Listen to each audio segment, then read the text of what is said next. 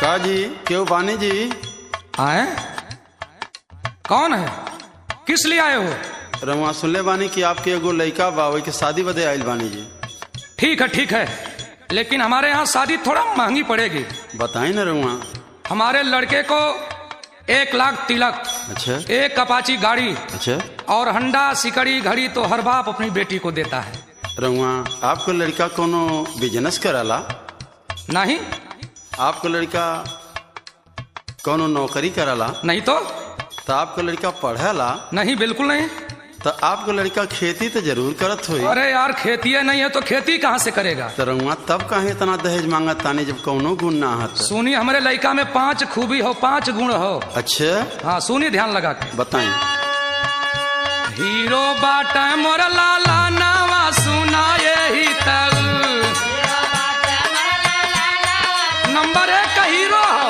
अच्छा अच्छा अच्छा।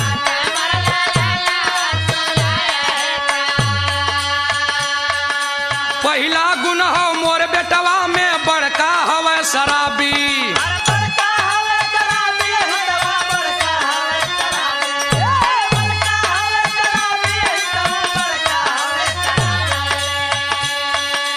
झोली में 1 पैसा नहीं, बतिया कर नवाबी, फेचपुर फेंक रातो दीनावा सुनाए ही तो।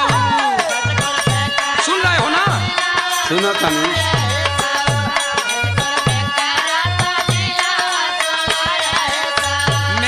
नंबर 1 का शराबी है।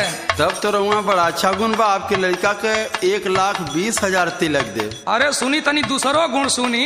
अच्छा बताई। दूसरे गुण में गांजा पिए, छतिया हमारी फाटे।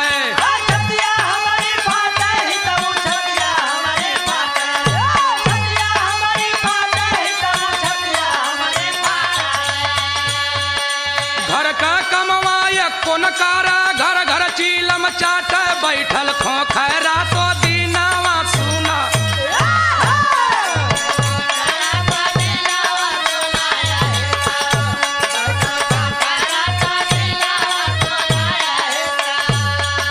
तब तो रहुआ शादी जरूर करब। 20 लाख और बढ़ा के दे। अरे 1,40,000। अभी तो तीसरा गुण सुनिए।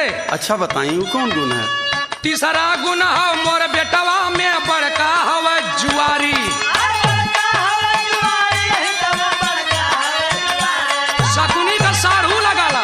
अच्छा अच्छा अच्छा।